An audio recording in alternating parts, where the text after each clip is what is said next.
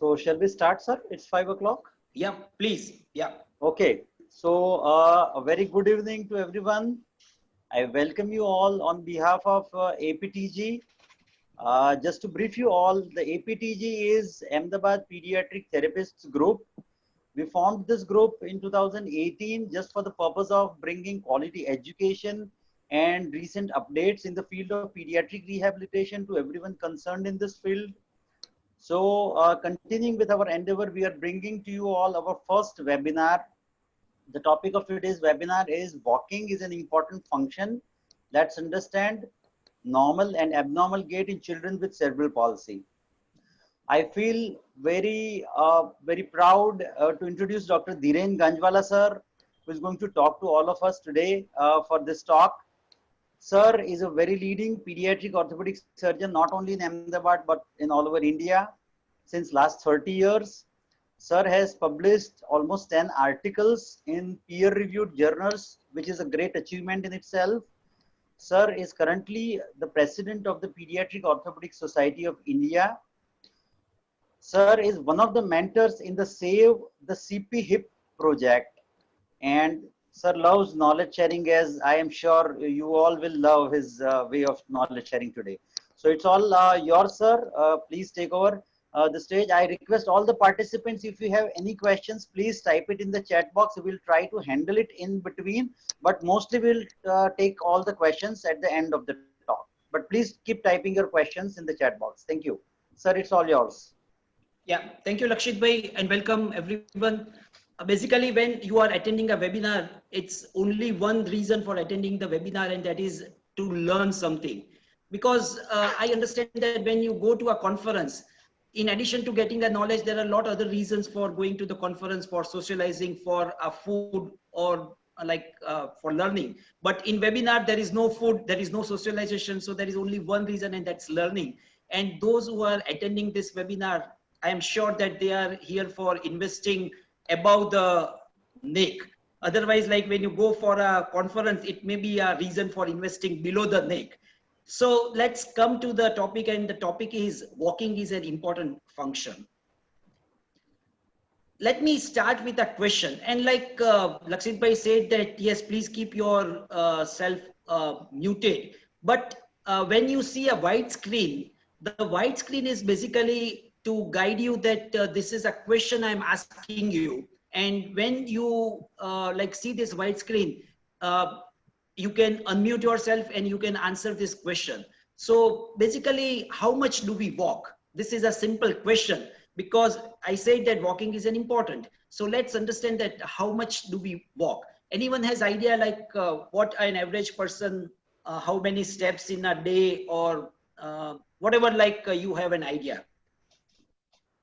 Yeah, please unmute yourself and share your answer. Sir, 5,000 steps to 8,000 steps per day. Okay, 5,000 to 8,000 steps. Okay, the correct answer is, on an average, the person walk around 3,000 to 4,000 steps in a day. If you calculate that in a life of 60 years, that comes to 8.76 crore steps. So we are walking so routinely that actually we don't count this much, but if you count, then this is the total number. And if you try to look at from other angle, that comes to around 70,000 kilometers. So if you look at the circumference of the earth at the equator, it is 40,000 kilometers. So in our lifetime, we are completing the one full circle. And in addition to that, we are completing the 3/4 another circle. So that's the amount of walking we carry out in our life.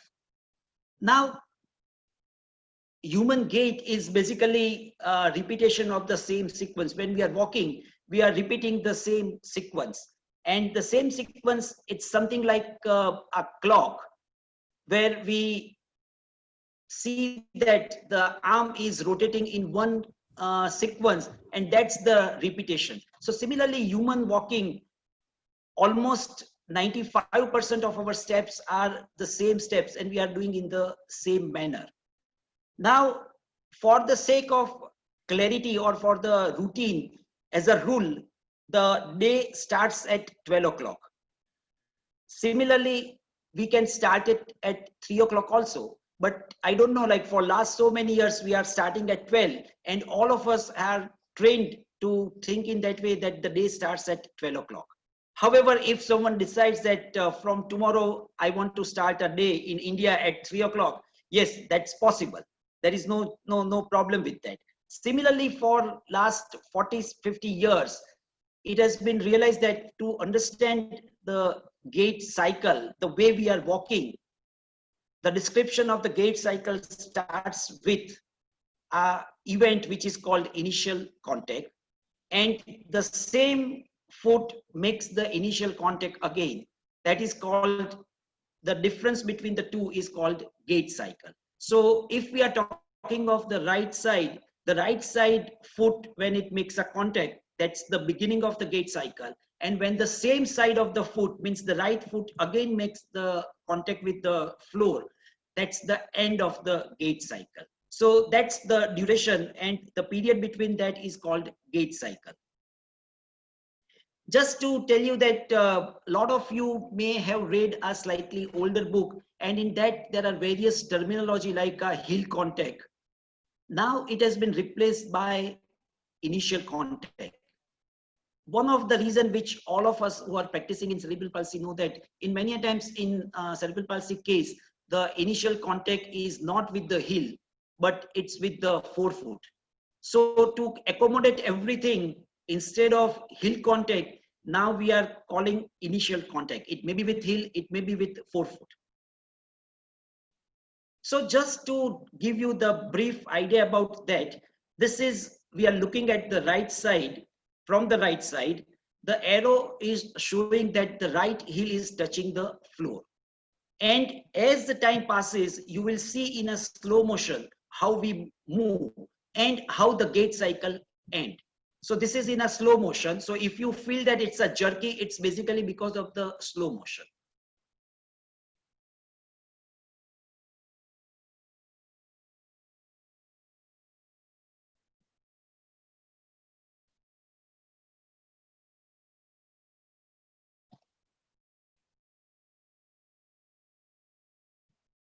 Yes, so again, the right heel has touched the ground.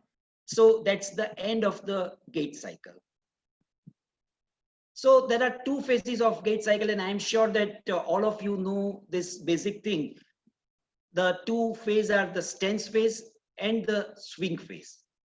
Just to go slightly deeper, the stance phase is the foot is on the ground and the body is moving forward, or the upper body is moving forward.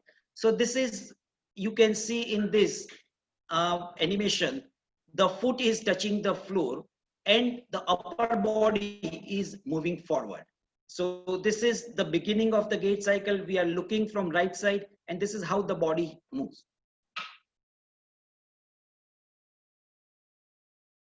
So this picture clearly shows that the foot is on the floor, but the upper body, pelvis and the upper body is moving on the foot. So that's the stance phase. Then we come to the second phase, that's a swing phase, where foot is off the ground. It's not touching the floor and it's moving forward. So it's not the upper body, but the limb moves forward. So if you see like this, this is just at the toe off, and this is how it moves forward. So at that point, the pelvis remains stable, but the lower limb moves forward. So this occurs one by one in a sequence. The first body moves, then the limb moves, then again body moves, then the limb moves. So if you see in the pictorial form, there is an initial contact followed by stance phase, then there is a swing phase, and it ends at initial contact. Now the demarcating line between the two is called a toes off, where the toes touch the ground, and when it leaves, that's called the toes off. And that is the demarcation between the stance phase and a swing phase. Just for the idea, usually in a normal person, the stance phase is around 58 to 60%. Similarly, swing phase is 38 to 42%. So it varies slightly here and there.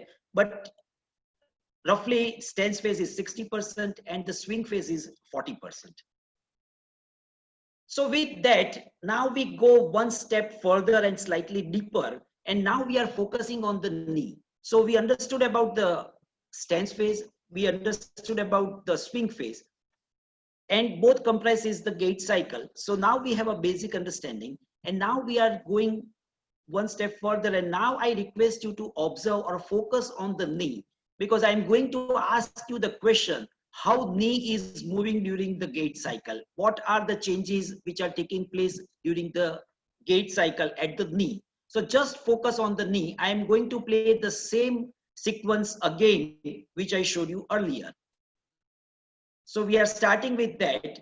At this stage, the knee is straight. It's fully extended in a neutral position. From here, just observe, I am going in a slow motion.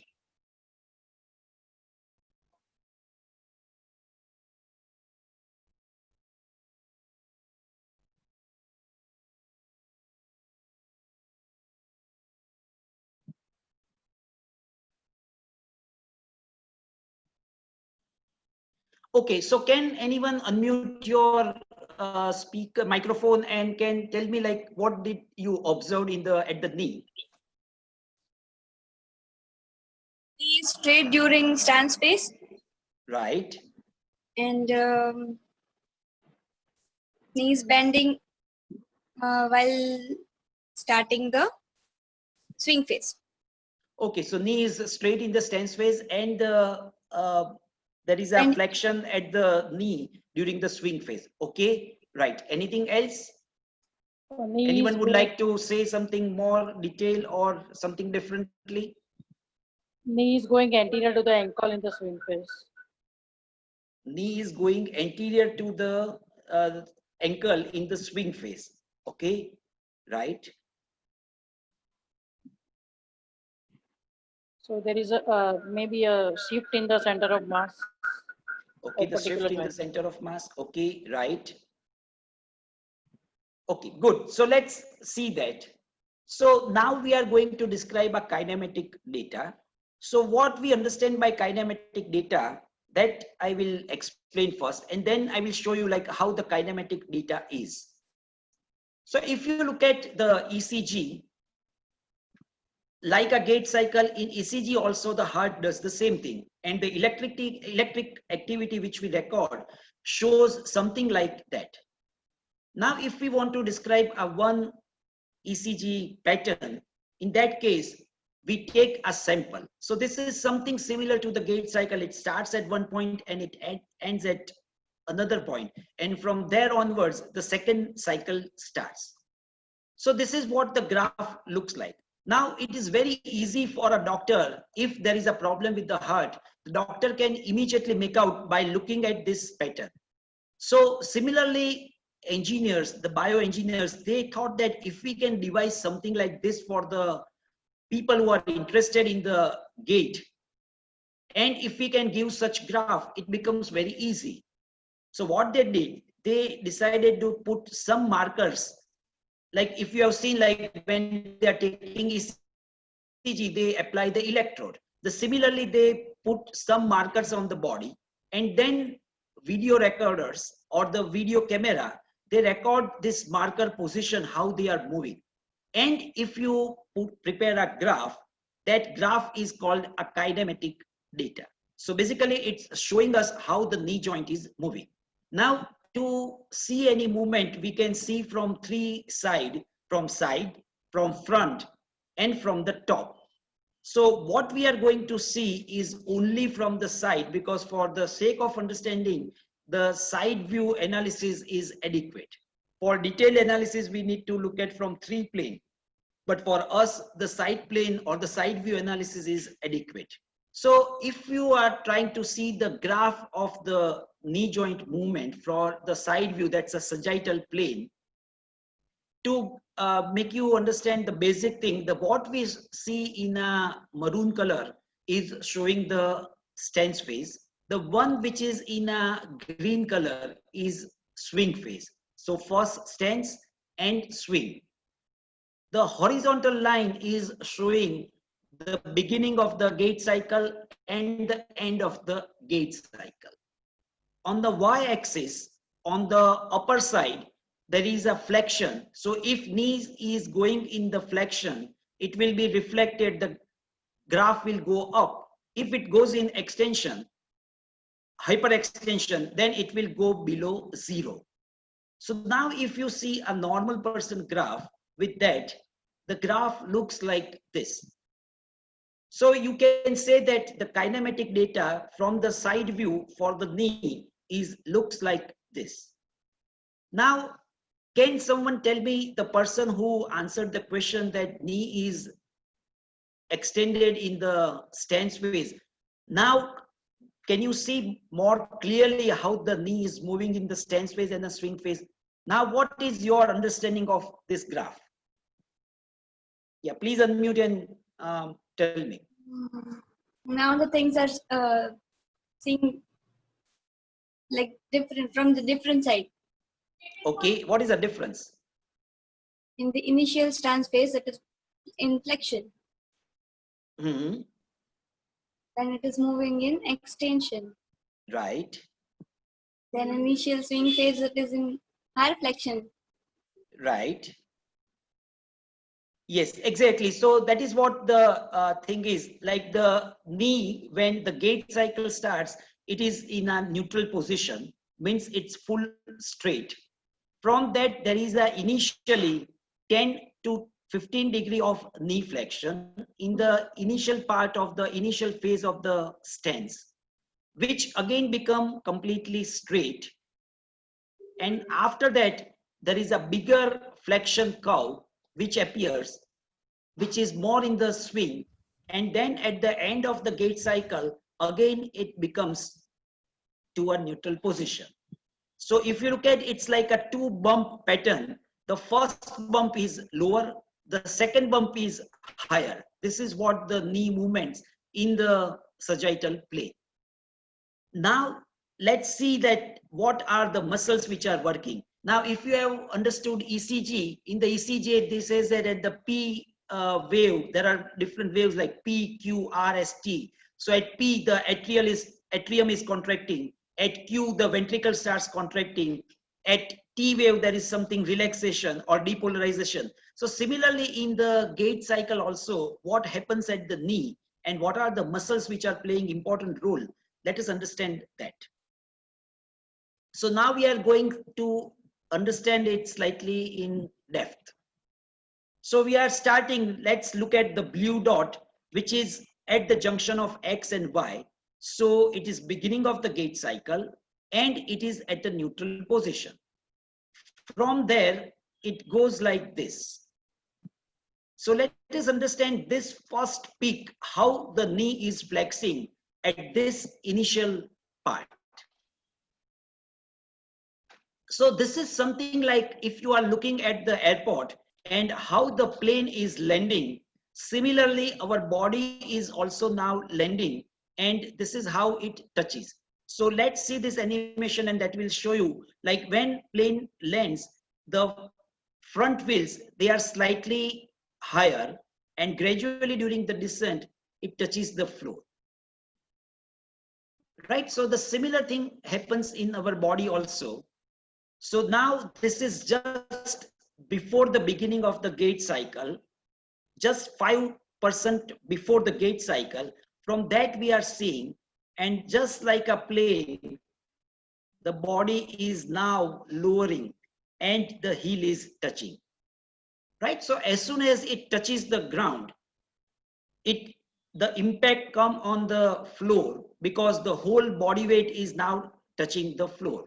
And from there, we know that according to the Newton's third law, the force is again transmitted in the opposite direction and it is same as the force which is transmitted initially. So the same amount of force, the body weight which has gone down, the same force starts from the contact area and it goes towards the center of gravity.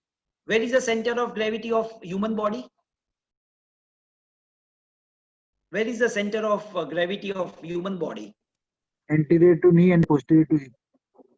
And No. I'm talking of like where is the center of gravity of anterior to S2. It yes is anterior just 1.25, 1.25 centimeter anterior to S2 vertebra.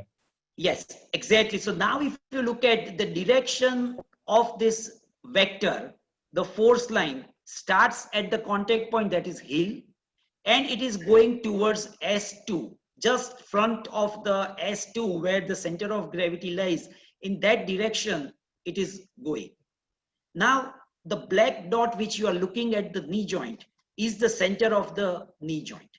Now is it anterior to the center of knee joint, or this vector is posterior to the center of knee joint? Posterior to the center of knee joint. Posterior to the center of knee joint. So now which movement it will try to carry out? What will be the effect of Flexion. this force on the knee? Flexion. Flexion. Yes, exactly. So this force is trying to produce flexion of the knee joint. So the first flexion which we see is by ground reaction force. However, knee can always buckle more, and to restrain that, there is a muscles in the front which is working eccentrically to avoid excessive flexion. So the quadricep is working eccentrically. So in this animations which you will see later on, when the muscle is contracting eccentrically, it will be in a blue color. When it is contracting concentrically, means when it is shortening and contracting, at that point you will see in a green color. So because it is quadricep is working eccentrically, it is working like a brake. The quadricep is not allowing more flexion to take place. The flexion is actually taking place by the ground reaction force or the vector or the body weight, but quadricep is braking. Now just a question, suppose person has a quadricep paralysis. What will happen at this stage?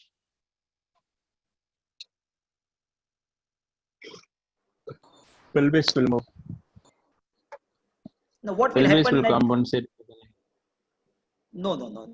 The knee may question buckle. is like if, exactly, the knee will buckle. The reason is because the quadricep is working or like breaking the knee flexion. And if it is not there, the continuous flexion will take place and patient will buckle at the knee joint. So now we have a 10 degree of flexion, the initial flexion. From there, now the knee is extending. And this is the most important phase. Now, human is known for an upright posture. And that upright posture is basically, you can see that the knee is in extension during that particular phase. So how this extension is taking place, that's very important. And we are going to spend almost next 30 minutes on that, how body remains upright in this particular posture. So now, if we go further, now knee is extending from 10 degree flexion. Now it is extending and it comes to again a neutral position. So let us understand which muscles are working and how this extension takes place. So we are focusing on this part of the gait and how the knee is extending at this particular moment. So again, the question is like which muscles extend the knee joint?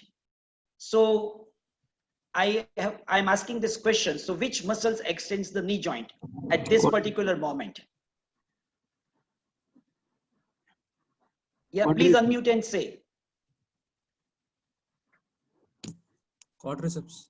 Quadriceps, okay. Then?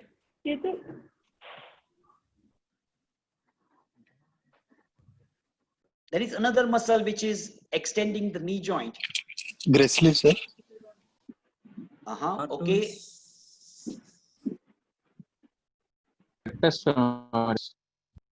Which one?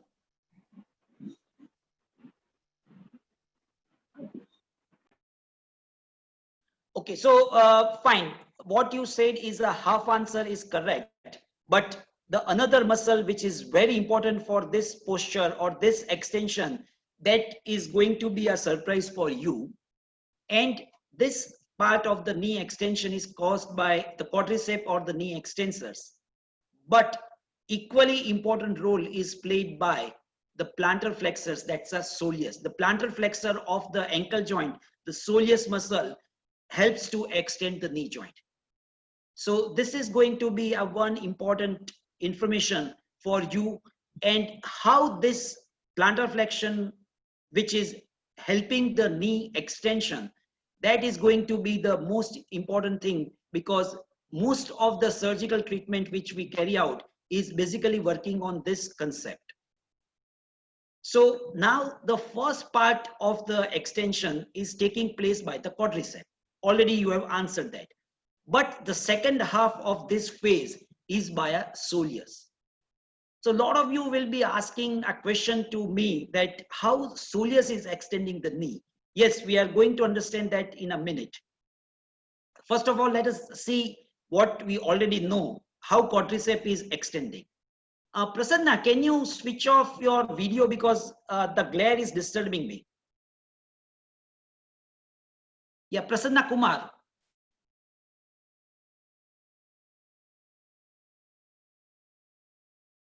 Thank you. Yes, sir. I have done it. You can proceed, Okay. sir. Yeah. Thank you. So basically now we are looking at the same gait cycle, and we see that now the quadricep is working concentrically and it is extending the knee joint. The next animation is in a repeat mode. So I hope that you can see it well. However, some people, if you have a bandwidth problem, probably there will be a problem with looking at this animation, but let's hope for the best. So this is basically from a book written by Jim Gage and Thomas Nowacek, and that book animation is there. And that shows that this is how the knee is extending in this part of the gait cycle. So already you know about this, so probably this is not new.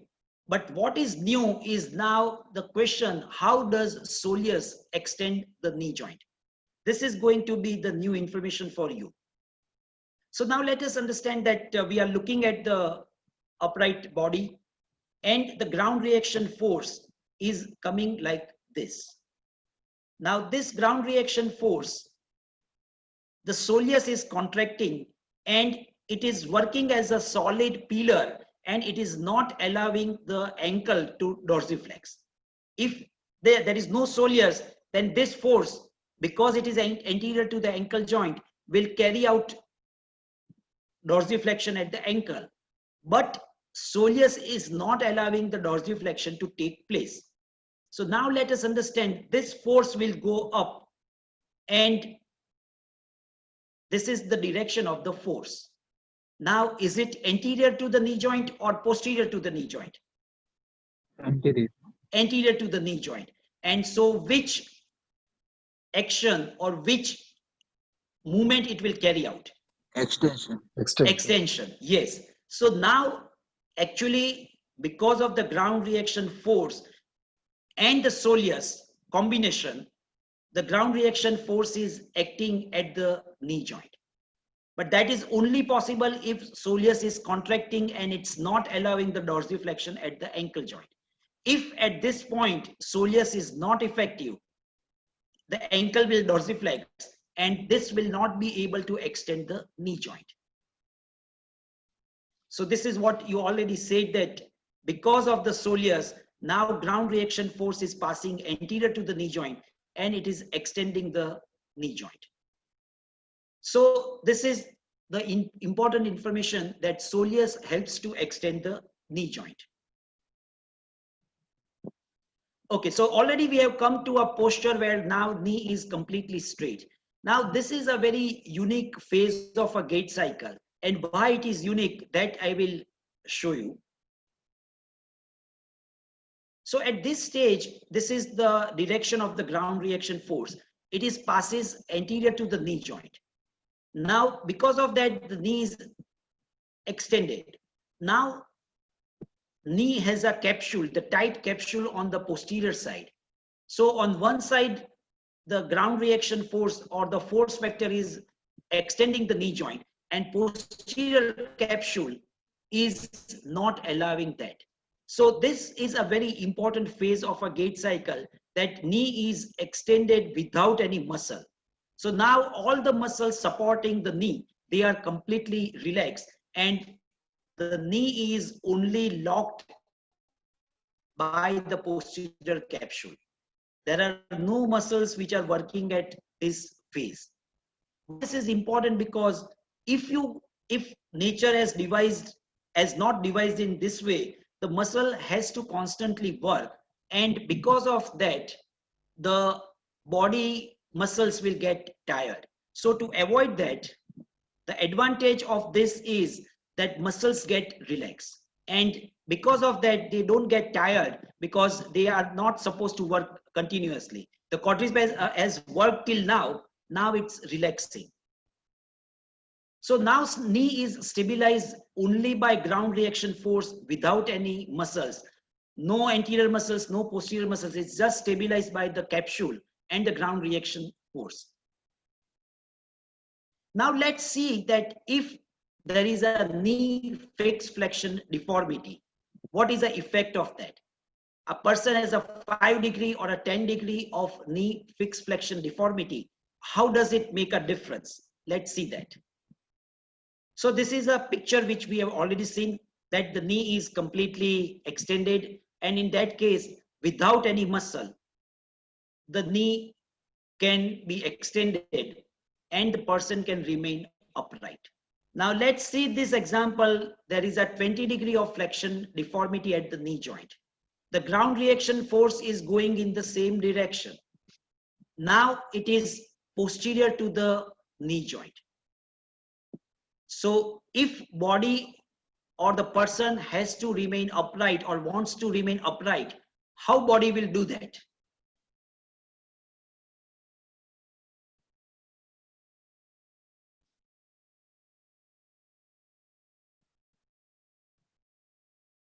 Yeah, please unmute and tell me, like, how body will stabilize or how body will remain upright. And anterior tilting. Okay, anterior tilting or anything else? By shifting the center of gravity forward, sir. Forward, bending. yeah, that is one way. Yeah, that is one way. But in a normal person, just there is a fixed flexion deformity. There is a mechanism which can work. Otherwise, it's not working. But now the situation is so that it has to work. So, Maybe increase lordosis. okay, increase lordosis, anterior tilt. The mechanism now which is coming into play. Forward bending or strong. Now the quadricep is working anteriorly, and it is preventing the flexion which is taken by the ground reaction force. So in the normal person with a no flexion deformity, quadricep is not required. But when there is a slight flexion deformity, the person requires quadricep action to keep the body upright. Otherwise, if quadricep is not there, then the body cannot remain upright. Now, if you go further and there is a 40-degree fixed flexion deformity, now the ground reaction force has shifted further posteriorly. So what will be the effect on quadricep? Person needs more quadricep power or less force? More force. More force, because ground reaction force is producing more flexion. So to counteract that, the quadricep has to work more. And if you look at this, the larger bulk of the quadricep is showing that to have an upright posture, the quadricep has to work more. Now to show you this, I am showing you a video of a child who has a fixed flexion deformity, and he is walking, and look at his quadricep power. Just look at the quadricep power, and that will give you the exact idea of what I am telling.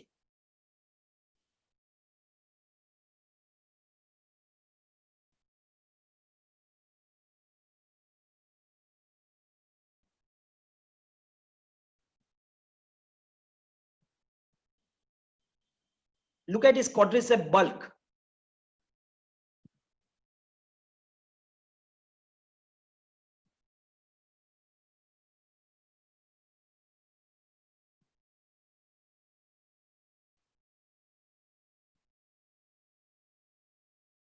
right? So basically, because of the fixed flexion deformity, his quadricep has to work continuously and excessively. So when there is a knee flexion, the quadricep has to work excessively as well as continuously. So quadricep is not getting rest all throughout the stance phase, it has to work. So this is something like orthopedic surgeons who is resident, he's not getting rest and he's constantly working for 24 hours. That is what the situation is of quadricep. So without any rest after 8 hours, the resident is working for 24 hours, and exactly the same thing is taking place for the quadricep. Okay, so before we go for the second bump, understand the second bump. If there is any question, you can ask me. Related to the first bump, if you have any question, please ask me. Sir, I had a question. Yeah, please. Sir, we understood how soleus helps in helping us. It helps us in keeping the knee straight. Is there any role of gastrocnemius muscle here? No, gastroc is not effective in this situation. The reason is because it's a knee flexors. So basically it's a soleus which is only working at this point.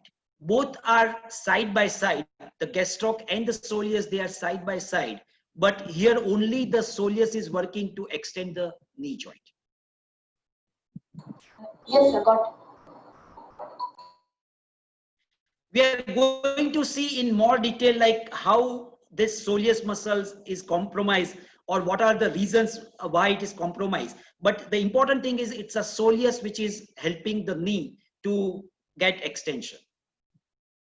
Yes, any other question?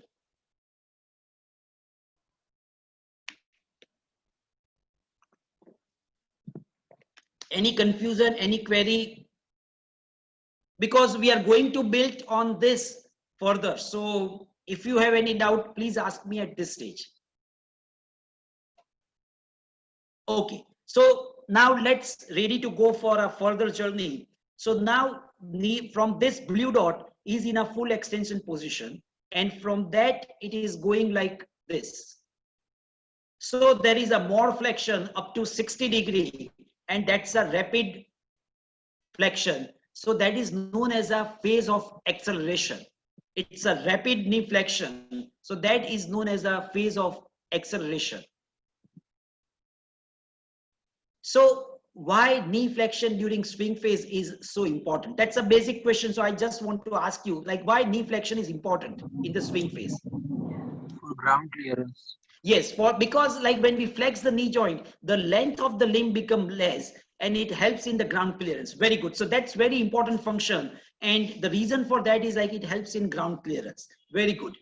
So this flexion, during rapid flexion, the short head of the biceps, which is a monoarticular muscle, is flexing the knee joint.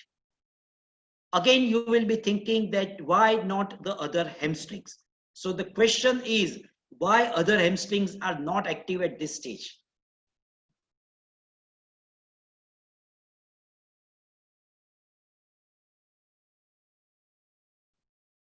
Because we know that the knee, hamstrings are the knee flexors. Why they are not active at this phase? Hip is in extended position. Okay, so other muscles are coming from ischial tuberosity. yes. So short head is coming from femur. Mm-hmm. No, but like see, we know that the hamstrings can also flex the knee joint. But why I said only the short head of the biceps is flexing the knee joint and not the other muscles?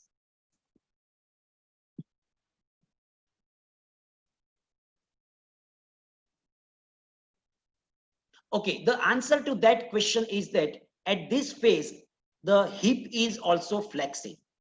So in the swing phase, the knee flexes, but the hip is also flexing.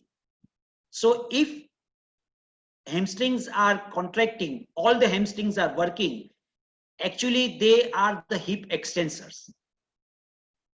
And the hip is flexing at this stage. So all other hamstrings, they are silent. It's only the short head of the biceps which is working in isolation to produce this knee flexion. However, as we saw that in just a fraction of a second, there is a rapid knee flexion. So the question is that how does the knee accelerate? Yes, there are some other supporters, and let us see that. So first of all, like what I said is like at this stage in the swing phase, the knee is flexing, but look at the hip also. So hip is also flexing. So what is happening? The psoas muscles is flexing the hip joint. So as soon as the hip flexes, the knee also flex. So that is supporting, the hip flexion is supporting the knee flexion. And if you look at the lower down, the plantar flexors, the rapid plantar flexion at the push-off phase, that is also pushing the body, and that is also helping in knee flexion. So if we look at this phase, in addition to the short head of the biceps, the calf, that's the gastrosoleus, both. That's why I have written calf. So both gastroc and soleus, they are working at this stage. And hip flexors are also working in addition to the short head of the biceps. So at this phase, for this function, both gastroc and soleus are working. So just to clarify, Darshita, what you asked, in the phase of extension, it's only the soleus. In this phase of the push-off, both gastroc and soleus, they are working, and they are rapidly plantar flexing the ankle joint, and that is pushing the body, and that is actually causing knee flexion. Right? So that is about the rapid acceleration phase. Now, there is one unique muscle in the body, and we need to understand that muscle also. So that's a rectus muscle. Rectus, we know that it's in the front of the hip joint and the front of the, it's behind the knee joint. So, it's in the front of the hip and knee. So it flex the hip, extend the knee. But at this stage, of the gait cycle, both hip and knee are flexing simultaneously. So now, as we saw, the rectus function is to flex the hip. But at knee, it extends the knee joint because it's a part of the quadricep mechanism. So here at proximal end, rectus is flexing the hip joint, but at distal end, rectus cannot flex, so it has to eccentrically lengthen. So at proximal end, it is flexing the hip joint. At distal end, it's eccentrically lengthening. So if you look at this animation, that will show you the rectus is behaving in a way that the proximal is working concentrically, that's shown in red, while the distal part of the rectus is working eccentrically. So actually, if you look at the length of the rectus remains same, and that helps in the force transmission that we will see. But coming to this question, like at this stage, it is flexing the hip and extending the knee joint.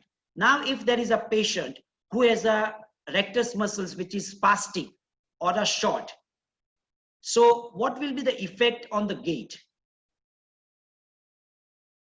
To see that, to understand that, look at the foot, and the animation is showing that the rectus is spastic. So now when person goes in the swing phase, okay, what did you observe? Toe dragging. Yes, exactly. So when rectus is short or a spastic, it does not allow the knee to flex completely or more, the 60 degree. And because of that, it does not clear the ground adequately. And now toes are touching the floor, and that's called the toe dragging. Exactly. So when there is a short rectus, in the swing phase, it does not allow the knee flexion adequately, and the gait is called a stiff knee gait. The stiff knee gait problem is a swing phase problem, and in which the adequate knee flexion does not take place. Because of that, the person has a foot dragging. Front portion of the shoe wear or the footwear is wears off very easily because it's constantly abutting against the floor. There is a frequent tripping. If person cannot clear the ground well, in that case, there is a frequent problem of tripping also.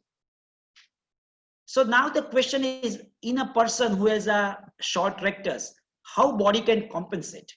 When it cannot flex adequately, what are the other mechanisms by which person can compensate?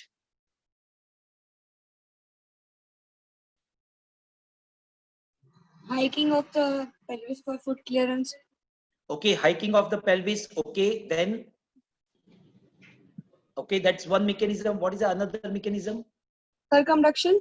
Circumduction. Yes. So circumduction and the hiking of the pelvis or tilting of the pelvis on the opposite side, so that on the same side the pelvis is lifted, and that helps in ground clearance. So let's see this video, and that will clearly show us both the compensation. He's circumducting as well as he's tilting on the opposite side.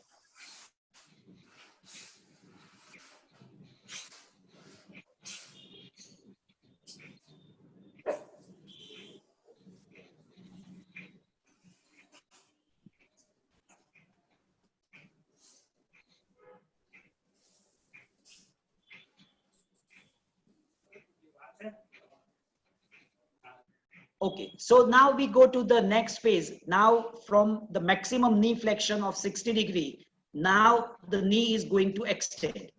If you look at in the initial part, there is a rapid extension followed by a slow extension. So initial part, there is a rapid extension. Later on, there is a slow extension. So we are first of all trying to understand the rapid extension which is taking place at this point. So this is how it's extending. So now my question is, how does this knee extension take place? Which muscles are working for this knee extension?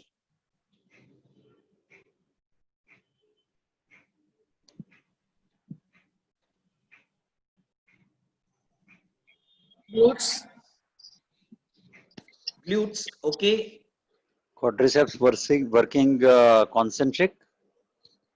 Okay, so most of us would feel that the quadricep should work because it's a knee extension. However, it's a very important mechanism in a body. So I'm going to describe that how this knee extension take place without any muscle action. So let me describe that. Pendular motion. Which motion? Pendular motion. Yes, exactly. So that is what I am going to describe. So this is a slightly different type of pendulum. So all of us have seen such clock with a pendulum. So this is what the pendulum does. It goes in one direction and then it oscillates in the other direction. So this is called a simple pendulum. We all are aware about this. However, in body, we have a pendulum mechanism, which is a double pendulum mechanism. So the upper half is called a femur and the lower half is called the joint is the knee, and then there is a leg and foot. So now in the body, the proximal portion, the upper part is moving and the lower part is moving following that. So now if you see that if it goes in flexion, automatically the second part will also flex, right? So if it goes in one direction, the opposite will also follow the same direction without any muscle action. So if you see this, this flexion is taking place at the hip joint, but knee is extending just by the pendulum mechanism without any muscle. It just the femur is flexing, and along with that force, the knee is also extending without any muscles. Now here we are coming to the slow phase of extension. So that is called the phase of deceleration. So now if car is going like this, actually for this, you don't need any power. It will go automatically. However, we need to use a brake. So the same thing, because of the pendulum mechanism, the knee is getting extended, but some muscle has to work as a brake. So which is that muscle? So how knee is slow down? It's extending automatically without any muscle power, but someone has to break it. And which muscle The is? eccentric work of the hamstring. Exactly. So it's an eccentric lengthening of the hamstring, which is providing a brake to the knee extension, and it slows down the knee extension. Right. So if you see this knee extension is braked by the eccentric work of the hamstring. Now again a question, suppose hamstring is short. So what will be the effect?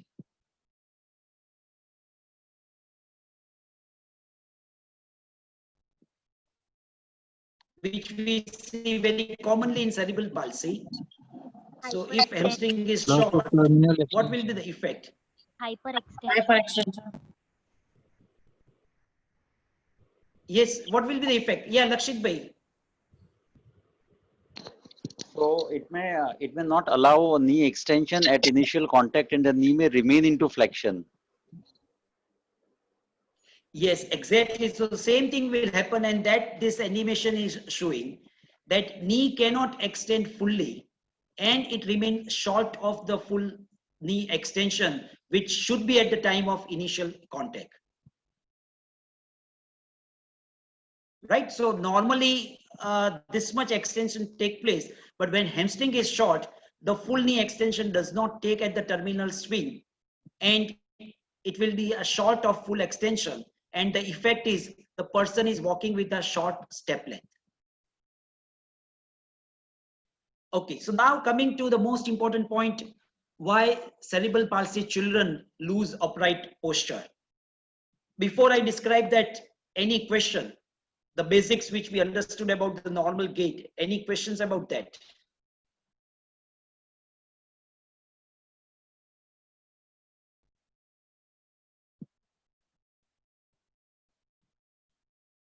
Okay, let's move further. So now we are coming to this most important function. This is the, as I said, for the upright posture, for which human being is well known, and the quadriceps and the soleus, they work. So to understand in more detail how quadriceps is affected in cerebral palsy, that we will see. So to describe that, I give you an example. Suppose this is one joint, or sorry, this is one bone. This is second bone. They are joint at this blue circle. So this is a joint. To move it like this,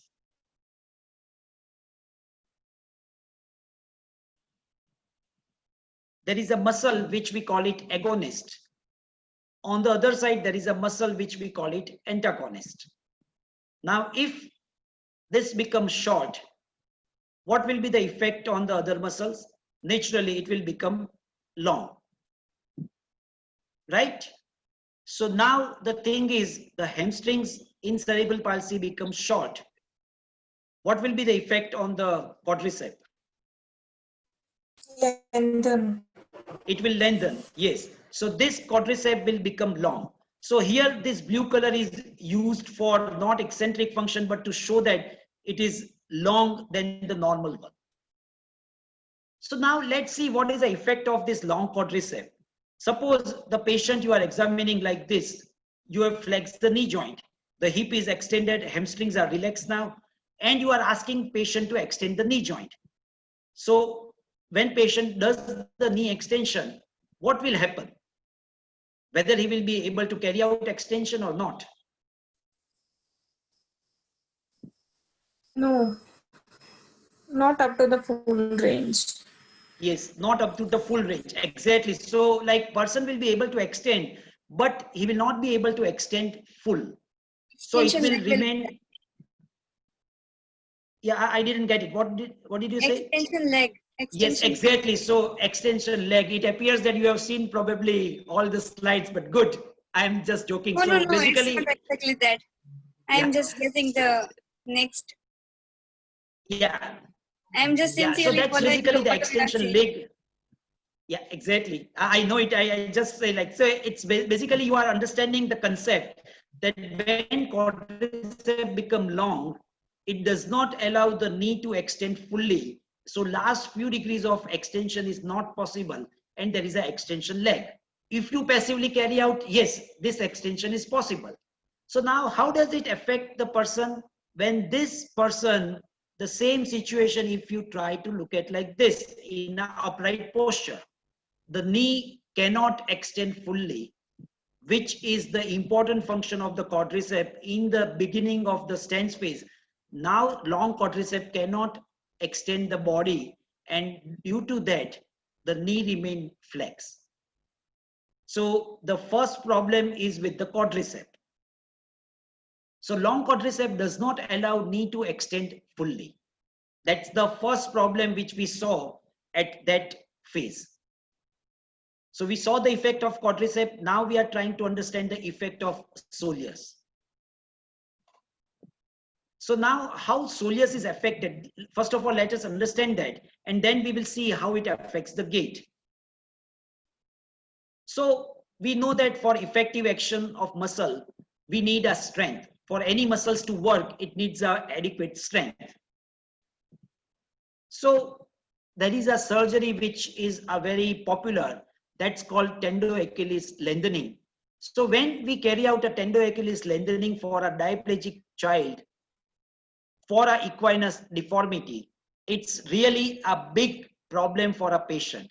So I will try to explain you that. So the characteristics of a diplegic patient is it affects mainly the biarticular muscles. So when we are talking of a calf, there are two muscles, the gastrocnemius and the soleus. Which one is biarticular? Gastrocnemius. Gastrocnemius is biarticular, while soleus is monoarticular muscle.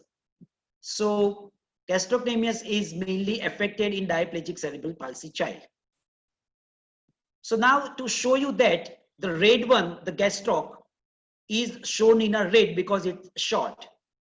The soleus is of normal length, it's not affected, so it's shown in green. The combined tendon is shown as a white, that's a tendo-Achilles. Now when we carry out a tendo-Achilles lengthening like this, what will be the effect? Gastroc, which was short, has become of normal length. So from red, it has become to green. But the same amount of lengthening has also taken place at the soleus. So now what has happened to soleus, which was of normal length? Now it has become shorter. It has become more length on longer. Yes, longer. Longer. So now soleus, which was begin with a normal, by tendo-Achilles lengthening, we make it long. Now, the effect of tendo-Achilles lengthening on the soleus, 1 centimeter of lengthening, unnecessary lengthening, reduces the strength of soleus by 50%. Just a small surgery, a wrong surgery, and that leads to 50% reduction in the strength of soleus. And we know that soleus is very important for upright posture, and when it becomes weak, that leads to a problem. So to look at this, to keep the tibia upright, the soleus is working from behind. And because of that, the body remains upright. Now, when this soleus becomes long, it cannot keep the tibia upright. The tibia tilts anteriorly, it dorsiflex at the ankle. And in this position, to compensate, the knee also goes in flexion. Right? So this is the effect of unnecessary lengthening of soleus by a tendo-Achilles lengthening. So in diplegic cerebral palsy child, tendo-Achilles lengthening is a disaster. It leads to a lot of problem for a child. Okay, so now we are building on the last function or a last important concept. For effective muscle function, we need a strength, which already we saw, but we need a second part, and that's a lever arm. So what is lever arm and what is its importance? Let us understand by this example. This is a master blaster player and he plays excellently well. He has a very good strength of the upper limbs. Now, if I give him a short bat like this, whether he will be able to play that well? No. No. Why? He is already the adequate power. It's a Short same lever. person. Yeah, it's a short lever that's not allow him to play effectively, right? There will be no forces in stroke because the lever arm is small. To understand more detail, suppose this is a door. There is a door handle. The two hinges are over here. So if you draw a distance from the hinge to the door handle, this is called the lever arm. Now by mistake, carpenter fixes the doorknob at this point. The lever arm has now become less. If you want to open the door, what will be the effect? Do you need the same force, less force, or more force? More force. More force. The reason is because now the lever arm is small. So now let's see that the two common problem which we see in cerebral palsy, the plano-valgus foot, how does it affect this lever arm? So this is a plano-valgus foot or a midfoot break where there is an abnormal movement at the talonavicular joint.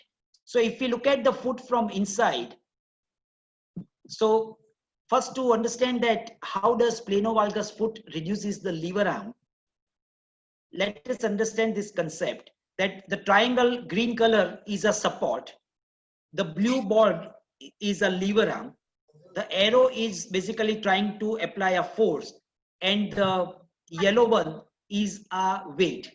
So force is trying to carry out or lift a weight. Now, if you look at the thickness of this board, instead of that, if I make a small board, very thin one, if I apply the force, what will happen? The weight is same. I am trying to lift it, but now this is very small, very thin one. So what will happen?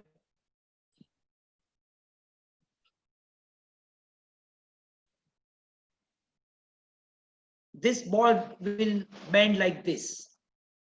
So this is called a flexible lever problem because it's too thin. It is bending and it's not going to lift the load. The same thing we have observed in our life.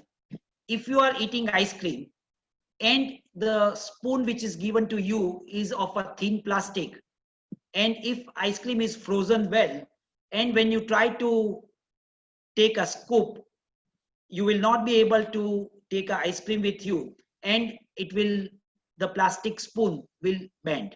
So that is a problem, right? So the same thing happens in the foot. Let us understand that. So this is the lever arm of the foot. The normal lever arm is over here. This is the body weight which is coming, and the green one is the action of a calf. So the black is the lever for the calf muscles. This is normal. If you look at inside, this is what the length of the lever. Now in a plano-valgus foot, because there is a midfoot break like this, this lever arm is disturbed, and now it's a very short lever. So with very short lever, the calf cannot function well. So the situation is something similar to the cricketer who is playing with a very short bat. Now calf muscle cannot give an adequate force, which is required to keep the body upright. So we are comparing, the green one is a normal, you can see the length of the lever arm. The red one is a planovalgus foot, and you can see that how much less the lever arm has become. And because of that, now soleus is not able to function properly. So the point is the planovalgus foot reduces the lever arm. Coming to the second thing which we see in a cerebral palsy patient, that's they are walking, keeping the foot outwards. So when they are walking, the direction of the walking is in this direction. But if you look at, the feet are pointing outwards. The left is less, but the right is almost 40 degrees outwards. So what is the effect of that? How does out-toeing reduces the lever? That is a question which we want to understand. So to see that, the ground reaction force requires this lever arm. If you are looking from the top, this is the length of the lever arm. This blue axis in the green is a lever arm. Now in an out-toeing side, you can see that the same lever is now become less. Compare the green one and the red one. For that, what I've done is like I've eliminated the rest of the thing, and now you can see the lever arm. What has happened in the out-toeing patient? What is the effect on lever arm? Whether it has remained same or whether it has reduced. Slightly. Yes. Yeah, it has slightly reduced, but actually, yes, there is a slight reduction in the lever arm. So basically, if you compare with out-toeing, the lever arm has become less. Yes, you are right, it has slightly become less, but it has become less. So external tibial torsion also reduces the lever arm. So now if you see the planovalgus foot, already we have seen that it reduces the lever arm, plus external tibial torsion, which further reduces the lever arm, and that makes the soleus inefficient. Just a point, like in the stance phase, when we are walking like this tibial movement is controlled by soleus, and when this soleus is adequate, the tibia remains at this point. But when soleus is not adequate because of its weak power or because of the lever arm problem, this soleus will go further anteriorly and will cause a knee flexion. So just to recapitulate all this point, let us see this patient.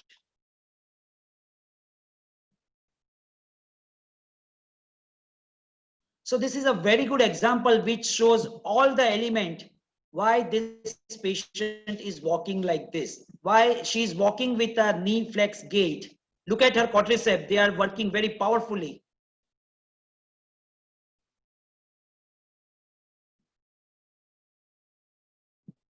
Okay, so what are the components which we discussed you see over here? Planovalgus foot Very good. and out-toeing. Out-toeing. Out-toeing. Yes. Knee flexion. Valgus. Fixed flexion deformity. Fixed flexion deformity. Yes, from this we can't say, but yes, you are right. There is a 20-degree fixed flexion deformity. 20-degree fixed flexion deformity. And because of that, the quadricep is powerful, but it's long. It cannot extend the knee joint fully. Well, External tibial torsion. Yes, out-toeing or the tibial torsion. So tibial torsion, planovalgus foot. Fortunately, she is not undergone any surgery, but tight hamstrings are there. Tight rectus. Yes, and the long quadricep is also there. So these are the components which are really problematic for this patient and which is not allowing her to walk upright. Fine. So we stop at this point. Any question, if you have, you can ask me. Yes. So, sir, there is a question from a therapist. What advice should be given to the diplegic child other than the tendo Achilles lengthening surgery, because it creates disaster by reducing the strength of the soleus? Yes, very good question. Very good question. And this is probably the most important question of the webinar, I would say. Instead of that, the surgery which is called as Stryer's procedure, in which we only lengthen gastroc muscle, we don't do anything to the soleus. So that's the procedure which is required to be carried out in a diplegic child. Stryer's procedure, which is only effective on the gastroc. It does not do anything to the soleus. Yes, any other question? Please proceed. Sir, should we as a therapist lengthen gastroenteritis while doing therapy? Stretching of gastrosoleus? Stretching of the gastrosoleus. Yes. Yeah, while doing therapy. Should we do stretching for soleus specifically, or only gastrocnemius we should stretch? Would that even impact on soleus, give impact on soleus? Okay, see, now the question is, we know that in a diplegic cerebral palsy child, which muscle is going to be affected? Gastroc or soleus? Gastro. Gastroc, yes. So if we want to stretch, we have to stretch gastroc. So if we want to stretch gastroc, then we have to keep knee extended and then dorsiflex the ankle so that only gastroc stretching takes place. Oh, thanks.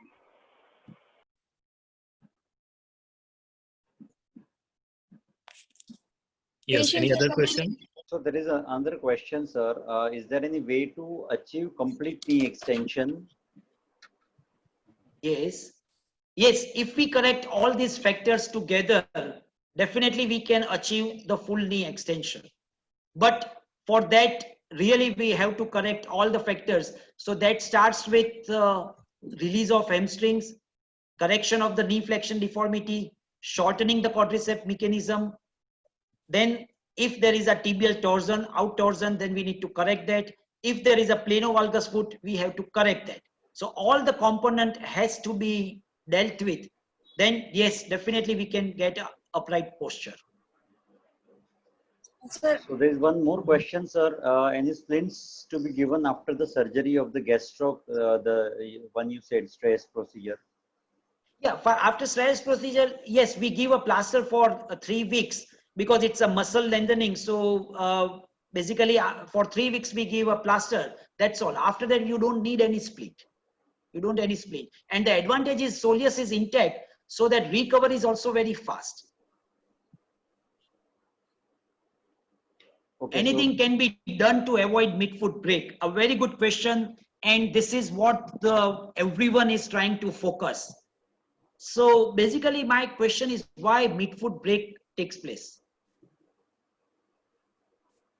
I think I have already discussed this question in another platform. So, but that's a very important question, and I would always love to repeat answer because that's a very important question. How do we prevent midfoot break? First of all, let us see why midfoot break takes place. Due to increase in body weight. Because of? Increased body weight. No. That's not like, there are a lot of obese patients, they are walking with a normal arch. So increased body weight is not the culprit for planovalgus foot. That is something else. See, there are a lot of patients with a 30 BMI, they are moving in the society and they don't have a planovalgus foot. Plantar fascia or the disrupted windlass mechanism. Plantar flexor? Plantar fascia, disrupted windlass mechanism. Okay, yes, that could be one of the mechanism in a patient with flat foot. Yes, but that's again a small cause. Not everyone it is responsible in cerebral palsy patient. So, incorrect way of giving the calf stretching. Okay, yes, that could be okay. That's a very good point. Like incorrect way of the calf stretching. So, what is the correct way? What is the correct way? How do you give a calf stretching correctly? Sir, by correcting the navicular bone, like before giving the stretching, we can adduct the midfoot, and then give the stretching.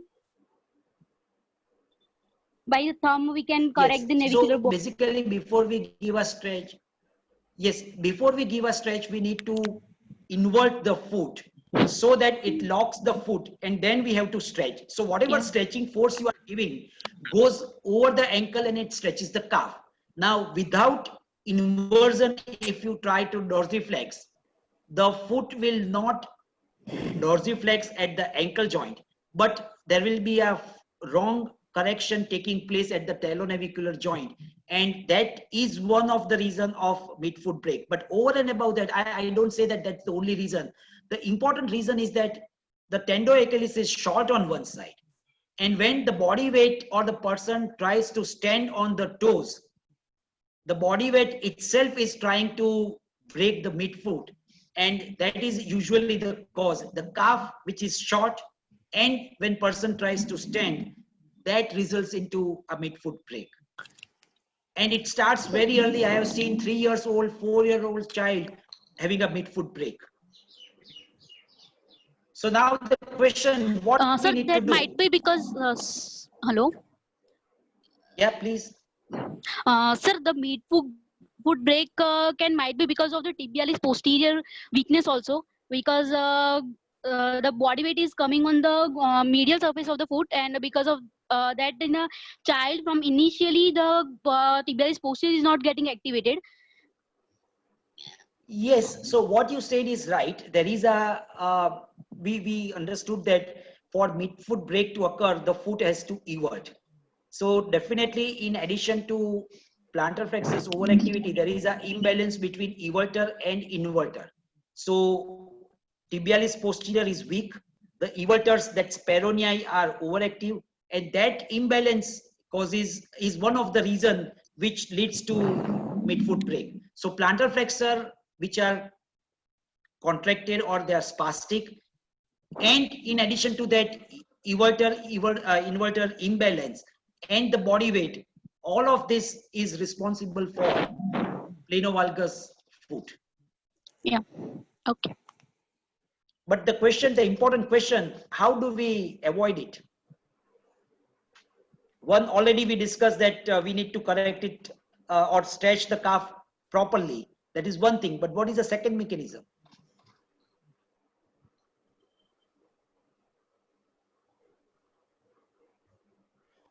Avoiding toe standing and walking. Okay, the simple solution to prevent this is if you give a AFO or just give a simple heel to the child. So when child is standing on the toes, the heel is remaining up. That gap is actually leading to the midfoot break. So if you fill that gap with a heel, then it would not break. So when child is walking with a equinus, if you give a heel on the back, and at the same time, if you give a AFO, then we can prevent midfoot break. We can prevent probably. But once it starts developing, then probably it will go further and further. And we see a full blown midfoot break as you show in the picture.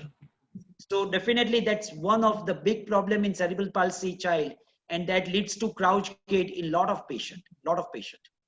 Because if you remember the lever arm, which is reduced from normal to a small lever arm in a midfoot break, that's a significant reduction, and that cannot be compensated by soleus strength.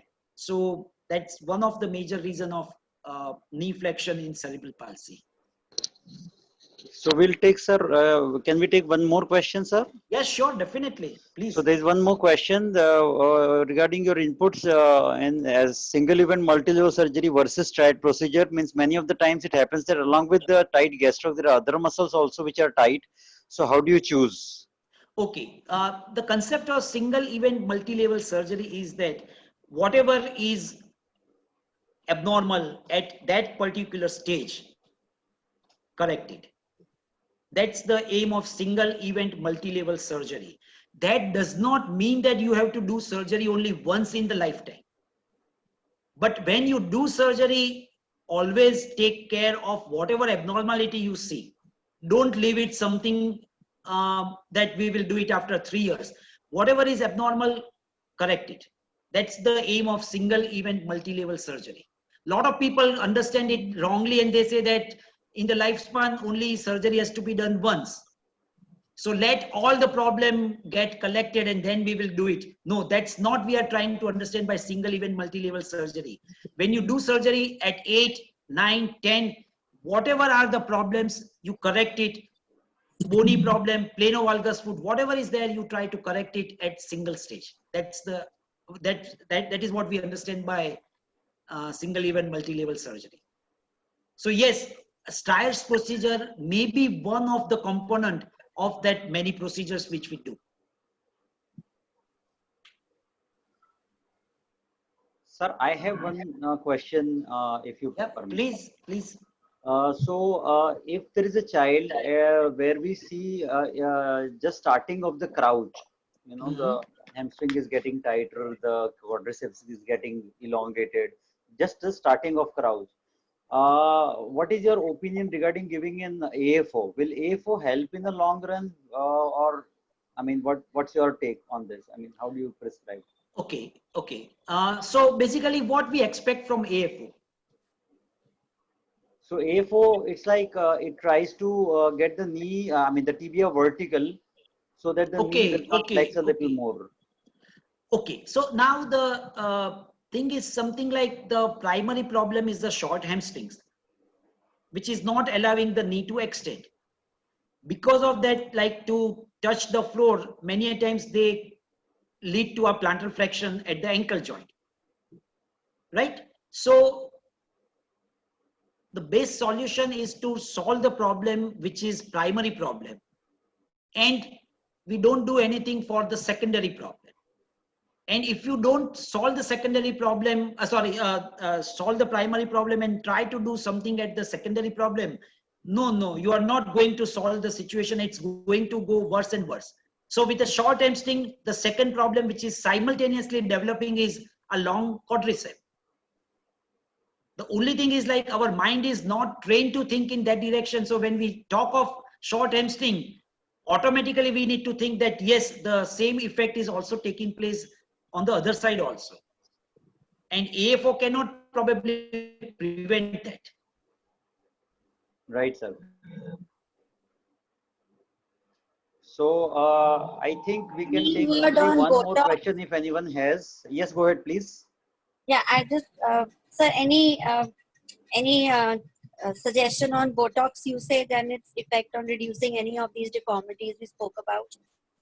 Okay, I think that probably we are going to have one very good session on Botox later on. So I am not describing that thing, but I am definitely want to say something on the botulinum injection in future. So whenever Lakshit Bhai, Shraddha Ben, they will invite, I will definitely try to come again and speak on that topic.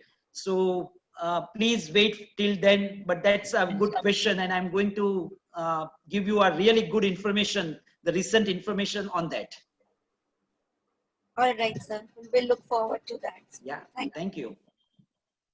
So I think that was really a very enlightening session and we all learned a lot from you, sir.